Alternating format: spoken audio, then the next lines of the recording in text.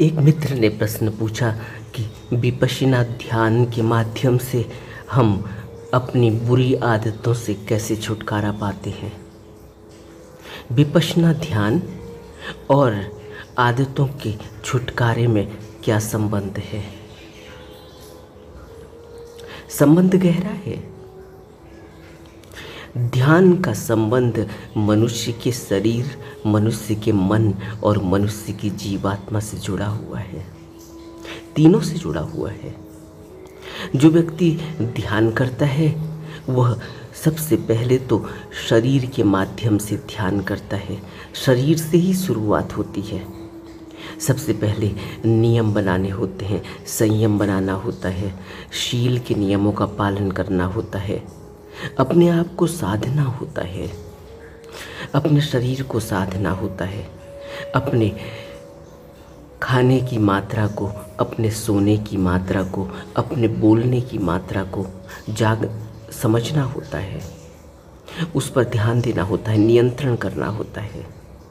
यह सब काम शारीरिक रूप से यानी स्थूल रूप से शुरू होते हैं और फिर जब स्थूल रूप से हम यह सब करते हैं, साधते हैं अपने शरीर को, फिर शुरुआत होती है मन को साधने की। शरीर और मन एक दूसरे से जुड़े हुए हैं।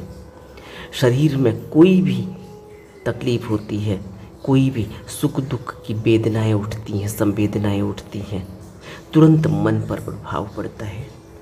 और इसी के विपरीत भी सच है। अगर मन पर कोई वेदना है, मन पर कोई तकलीफ है, मन में कोई दुख है, मन में कोई सुख है, तो शरीर में उसकी प्रतिध्वनि होती है, शरीर में वह प्रक्षेपित होता है, शरीर में वह प्रदर्शित होता है। और यह हम सबका अनुभव है। ऐसा नहीं है कि हम इसको नहीं जानते, हमें कोई इस बात का आभास नहीं है। कोई व्यक्ति खुश होता है, वो जब खुश होता है तो वो जोर से मुंह से उसको व्यक्त करना चाहता है, एक्सप्रेशन से व्यक्त करना चाहता है, एक्सप्रेसिव हो जाता है और एक्सप्रेशन सब बताते हैं। जब कोई दुखी होता है तब भी वो एक्सप्रेशन के माध्यम से दूसरे तक उसकी बात पहुंचती है। और अगर कोई व्यक्ति दुख और सुख से मन में लगे हुए और कोई विकारों को समझना चाहता है, उससे मुक्त होना चाहता है, तो उसका भी एक माध्यम है ध्यान। ध्यान साधना से ही हम अपने शरीर और मन की आदतों से मुक्त हो जाते हैं। और यह काम विपश्यना के माध्यम से आसानी से हो सकता है, क्योंकि विपश्यना ध्यान में हम 4 प्रकार का ध्यान करते हैं। हम सबसे पहले कायानुपश्ययी करते हैं, अपने शरीर के प्रत्येक अंग प्रत्यंग का निरीक्षण करते हैं, अवलोकन करते हैं। और उसके बाद फिर हम वेदनानुपश्ययी करते हैं। वेदनानुपश्ययी में शरीर में उठने वाली तरंगों, शरीर में उठने वाली संवेदनाओं, शरीर में उठने वाली वेदनाओं और शरीर में जो जो भी हलचल हो रही है उसका हम गहराई से निरीक्षण करते हैं, उसको महसूस करते हैं। और वेदनानुपश्ययी के बाद हम चित्तानुपश्ययी करते हैं। चित्तानुपश्ययी में हम फिर अपने चित्त में क्या क्या प्रभाव उठ रहे हैं, चित्त में क्या क्या वेदनाएं उठ रही हैं, संवेदनाएं उठ रही हैं, उनके प्रभाव किस तरह से महसूस हो रहे हैं, उसका निरीक्षण करते हैं। और चित्तानुपश्ययी के बाद फिर हम धर्मानुपश्ययी करते हैं। और धर्मानुपश्ययी में हम अपने स्वभाव को, अपनी आदतों को, अपनी विशेषताओं को, अपनी जो भी हमारा एक करैक्टर है उस करैक्टरिस्टिक्स के ऊपर ध्यान देते हैं। उन आदतों के माध्यम से हम अपनी बुरी आदतों को देखते हैं। उन आदतों के माध्यम से धर्मानुपश्ययी करते हुए हम उन आदतों से जो बुरी हैं उनको ध्यान से देखकर, उनका निरीक्षण करके उनके प्रति एक भाव से भर जाते हैं कि यह बात हमारे लिए उपयोगी है या अनुपयोगी है, यह स्वीकार करने योग्य है या छोड़ने योग्य है। ये सभी बातें हम धर्मानुपश्ययी में महसूस करते हैं। इसलिए विपश्यना और बुरी आदतों को छोड़ने का गहरा संबंध है, बहुत बहुत गहरा संबंध है। एक आदमी बेहोशीवत यह कृत्य करता है, सब पढ़े लिखे लोग यह कृत्य करते हैं। कोई शराब की आदत से ग्रसित है, कोई और किसी नशे की आदत से ग्रसित है, कोई क्रोध की आदत से ग्रसित है, तो कोई द्वेष, ईर्ष्या और नफरत की आदतों से ग्रसित है। ये सब प्रकार के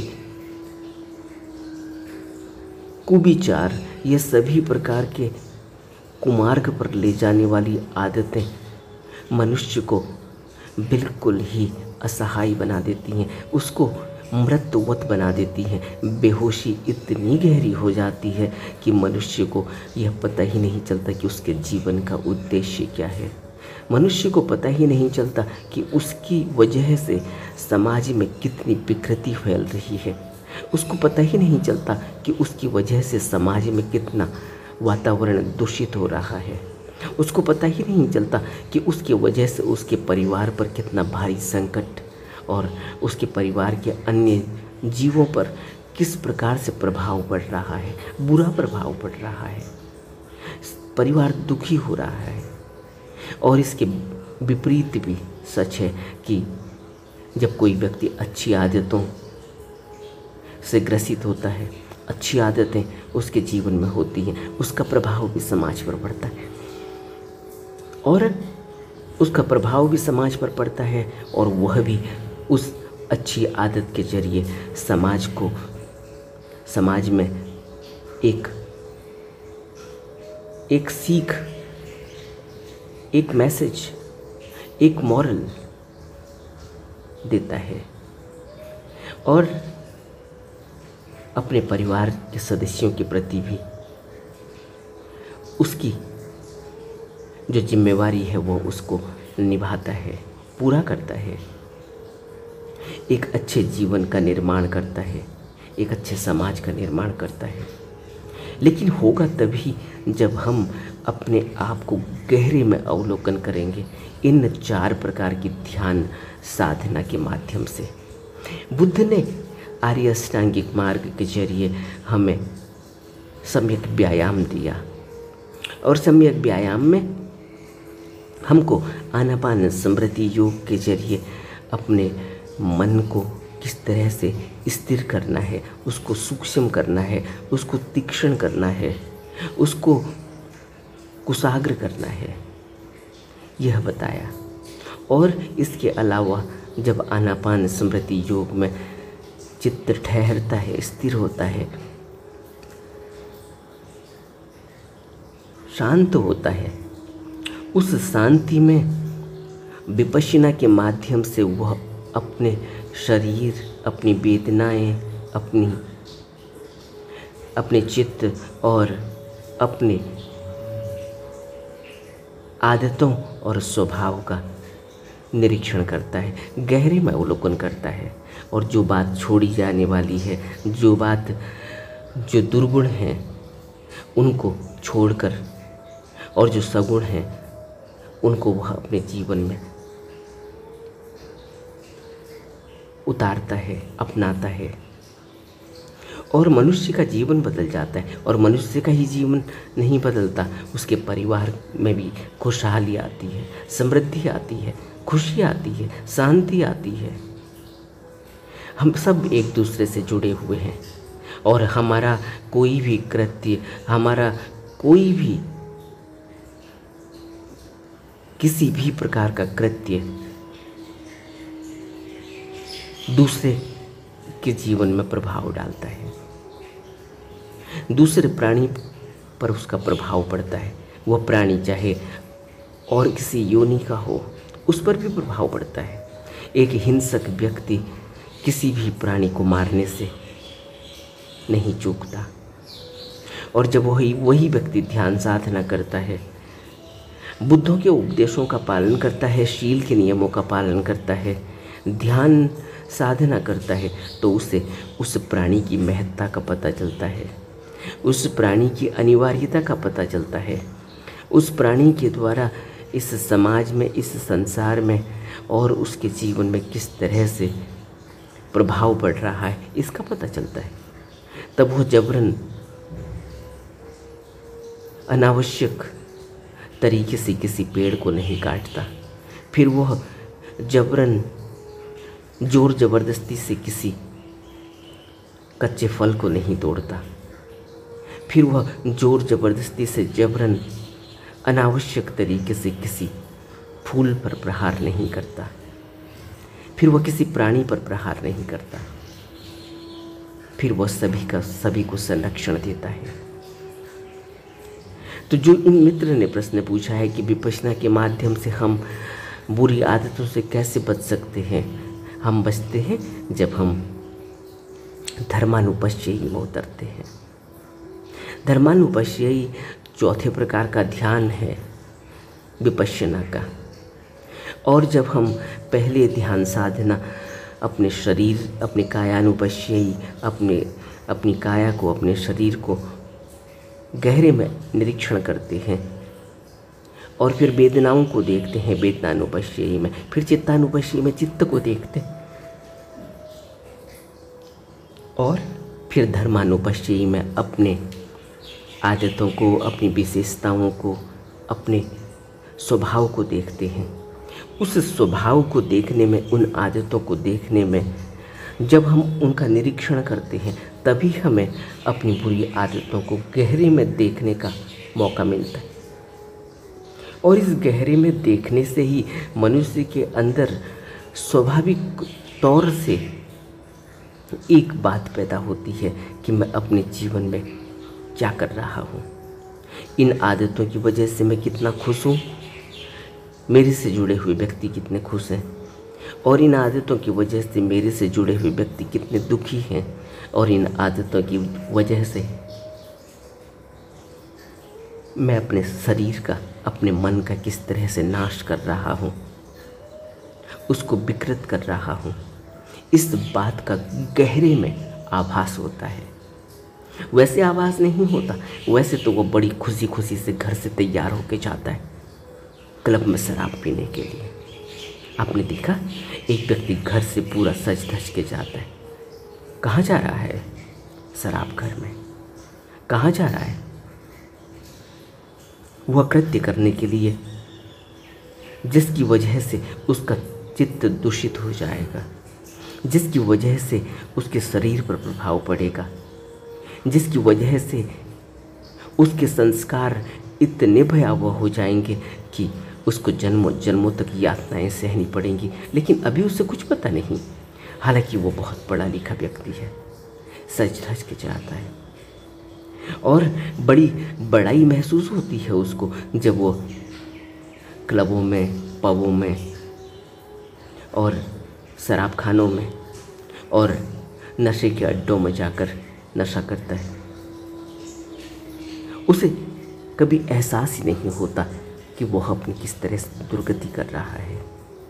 इसके अलावा जो व्यक्ति क्रोधी है, उसको यही पता नहीं होता कि अपने क्रोध की वजह से उसको कितना दुख झेलना पड़ता है। सोचो, एक व्यक्ति नौकरी करता है, कहीं काम करता है, लेकिन अपने क्रोध की वजह से वो कहीं भी एक जगह टिक कर काम नहीं कर पाता, वो किसी को बर्दाश्त नहीं कर पाता, वो अपनी गलती पर भी अपनी गलती को स्वीकार नहीं कर पाता। उसका अहम, उसका अहंकार, उसका क्रोध इतना ज़्यादा है कि उसे बार बार नौकरी छोड़नी पड़ती है, बार बार उसको जलालत महसूस होती है, बार बार उसको जलील होना पड़ता है, बार बार उसको लड़ाइयाँ लड़नी पड़ती हैं। और मिलता क्या है? कुछ भी नहीं। और बल्कि इस जलालत में, इस नफरत भरे माहौल में, इस क्रोध भरी आदतों से वह अपने जीवन में एक इतना बड़ा विष इकट्ठा कर लेता है कि उसका जीवन नरकगामी हो जाता है, नरक हो जाता है। वो किसी को बर्दाश्त नहीं करता, यहाँ तक कि वो अपने माँ बाप को, अपने बाल बच्चों को भी कुछ नहीं समझता, अपने परिवार के सदस्यों पर भी वो कुछ भी कहने से बाज नहीं आता। लेकिन जब यह व्यक्ति विपश्यना करता है, आनापान स्मृति योग के जरिए अपने मन को स्थिर करने का प्रयास करता है, गहरी ध्यान साधना करने की कोशिश करता है, लंबे वक्त के बाद इसको ऐसा महसूस होता है कि इसका जीवन अंधकार से भरा हुआ है, इसको बदलने की आवश्यकता है। तब वो विपश्यना के माध्यम से अपनी आदतों को देखता है, उन पर काम करता है, उनको दूर करने के लिए प्रयास करता है। प्रयास करने के लिए और उन आदतों से छुटकारा पाने के लिए दृढ़ संकल्पित होता है। उसके अंदर संकल्प जगता है, उसके अंदर विवेक की जागृति होती है। और ऐसा नहीं है कि यह बात सिर्फ किताबी है, करके देखना होगा।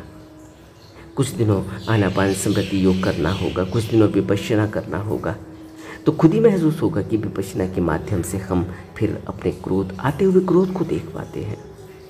जैसे ही पता चलता है कि क्रोध आया, तुरंत हम अपने को देखते हैं कि क्रोध में मैं क्या बोल रहा हूँ, मेरे अंदर क्रोध क्यों उठ रहा है। उस बात पर जो बात नगण्य है, जिस बात का मेरे ऊपर कोई प्रभाव नहीं पड़ना चाहिए, क्योंकि यही बात दूसरे व्यक्ति को कही जाती है, उस पर कोई प्रभाव नहीं पड़ता, मेरे ऊपर क्यों पड़ रहा है। वह तर्क जगता है उसके अंदर, तर्क शक्ति पैदा होती है विपश्यना ध्यान से, आनापान स्मृति से। और तर्क शक्ति जब जागृत होती है, तब व्यक्ति अच्छे तर्क और बुरे तर्क दोनों को रैशनलाइज तरीके से दोनों को कंपेयर करता है। एक डिसीजन मेकिंग उसके अंदर पैदा होती है। डिसीजन मेकिंग एक बहुत बड़ा वरदान है मनुष्य के अंदर, क्योंकि वो डिसीजन मेकिंग से अपने जीवन को रूपांतरित करता है, ट्रांसफॉर्म करता है। पूरी तरह से जीवन बदलने की कीमिया है विपश्यना ध्यान में। लेकिन करना होगा और बहुत सीरियस तरीके से करना होगा। रोज रोज ध्यान का अभ्यास करना होगा, सुबह शाम जरूर करना होगा। उस व्यक्ति को, जो व्यक्ति संसार में कामकाज में उलझा है, नौकरी करता है, उसको सुबह शाम वक्त निकालना होगा। और जो व्यक्ति, जिसकी व्यक्ति के पास वक्त है, उसको तो ज़्यादा से ज़्यादा वक्त ध्यान करना चाहिए, क्योंकि बुद्ध कहते हैं कोई भी ऐसा नहीं है कि कभी समय है और कभी समय नहीं है। ध्यान साधना के लिए, आध्यात्म के लिए कोई भी समय असमय नहीं है। जब से शुरुआत हो जाए तभी अच्छा है, और जितनी जल्दी हो जाए उतना अच्छा है, क्योंकि जैसे जैसे वक्त बीतता चला जाता है, आदतें गहराती चली जाती हैं, और आदतें गहराती चली जाती हैं तो फिर वो शरीर का, फिर वो खून का एक हिस्सा बन जाती हैं, फिर वो हमारे जीवन का एक हिस्सा बन जाती हैं, हमारे डेली रूटीन का एक हिस्सा बन जाती हैं। और उससे हमारा जीवन प्रभावित होता है, उससे हमारा कामकाज प्रभावित होता है। यही तो कारण है कि जो व्यक्ति नशा करता है वो बहुत दिनों तक कामकाज नहीं कर सकता, और अगर कामकाज करता भी है तो उस कामकाज में वो अपना 100% नहीं दे पाता। और अगर अपना 100% देने की कोशिश करता है, उसके अंदर ऊर्जा नहीं होती, क्योंकि ऊर्जा तो क्षीण हो चुकी है, ऊर्जा तो सब नशे ने पी ली है। अब जब नशा करता है तब उसके अंदर ऊर्जा महसूस होती है, और जब वो नशा छोड़ देता है तो उसके अंदर से ऊर्जा चली जाती है, और फिर उसको लगता है कि उसके पास ऊर्जा ही नहीं है, अब वो क्या काम कर पाएगा। इसलिए बुद्ध कहते हैं कि जो व्यक्ति वास्तव में अपने आप से प्यार करता है तो उसे अपना संरक्षण करना चाहिए। जो आदमी धर्म की रक्षा करता है, धर्म भी उसे संरक्षण प्रदान करता है। तो जरूर हमें अपने जीवन में बुद्ध की इन बातों को गहरी में उतारने की कोशिश करनी चाहिए, और यह सोचना चाहिए कि अगर हम अपनी आदतों से निजात पाना चाहते हैं, बुरी आदतों से, और अपनी अच्छी आदतों को, जिनसे हमारे मन पर, चित्त पर, शरीर पर अच्छा प्रभाव पड़ता है, शरीर पुष्ट और निरोग होता है, मन स्वस्थ होता है और हमें एक आंतरिक ऊर्जा महसूस होती है, हमारे विवेक की जागृति होती है, हमारे अंदर तर्क जगता है, अच्छे बुरे की पहचान होती है। तो ज़रूर हमें विपश्यना ध्यान साधना करनी चाहिए। और ये करके होगा, इसमें कुछ भी ऐसा नहीं है कि कुछ सुन लिया तो इससे हमारा जीवन बदल जाएगा, या पढ़ लिया तो इससे हमारा जीवन बदल जाएगा। करके जीवन बदलेगा, क्योंकि आदतें जब गहरे में खून का हिस्सा हो जाती हैं, जब वो हमारे अंदर हमारा स्वभाव बन जाती हैं, तो फिर उन आदतों को सिर्फ और सिर्फ धर्मानुपश्ययी, सिर्फ और सिर्फ विपश्यना ध्यान से ही गहरे में अवलोकन करके दूर किया जा सकता है। ताकत लगानी होगी, इसके लिए प्रयास करना होगा, गहरा प्रयास करना होगा। इसीलिए तो लोग अपनी आदतों को छोड़ नहीं पाते, क्योंकि उनके अंदर वो संकल्प पैदा नहीं होता। और संकल्प के लिए मन में इतनी ऊर्जा होनी चाहिए, चित्त में इतनी ऊर्जा होनी चाहिए, और चित्त में ऊर्जा पैदा होती है जब चित्त शांत होता है। जो व्यक्ति अशांत है, जिसके चित्त में कोई शांति नहीं, जिसका चित्त पल पल भौरे की तरह भ्रमित होते रहता है, उस व्यक्ति के अंदर ऊर्जा नहीं होती। कौन सी ऊर्जा? संकल्प शक्ति की ऊर्जा नहीं होती। उसके अंदर वह ऊर्जा नहीं होती जो उसे उसके बुरे कर्मों से निजात दिला सके, उसके बुरी आदतों से उसको निजात दिला सके। ऐसी ऊर्जा उसके अंदर नहीं होती। अब ऐसा लगता तो है कि यह व्यक्ति पूरे दिन काम कर रहा है, ऐसा भी लगता है कि यह व्यक्ति पूरे दिन देखो कितनी मेहनत कर रहा है, ऐसी ऊर्जा हमें महसूस होती है। लेकिन बात ऐसी ऊर्जा की नहीं है, बात है एक शुद्ध चित्त की, बात है एक शुद्ध चित्त ऊर्जा की, बात है एक शुद्ध मन की। शुद्ध मन में जो ऊर्जा होती है वो आध्यात्मिक ऊर्जा होती है, स्पिरिचुअल ऊर्जा होती है, स्पिरिचुअल एनर्जी होती है। और बिना स्पिरिचुअल एनर्जी के हमारे जीवन में कोई भी क्रांति नहीं होती, कोई भी बदलाव नहीं होता। इसलिए हमें गहरे में ध्यान साधना के लिए उतरना चाहिए और विपश्यना ध्यान के माध्यम से अपनी बुरी आदतों को छोड़कर अपनी अच्छी आदतों के जरिए अपना एक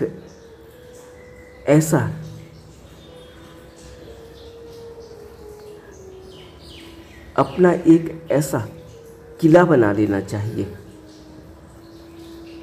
जहाँ फिर किसी भी प्रकार का भय, किसी प्रकार का संशय, किसी प्रकार का डर और किसी प्रकार का दुख न हो।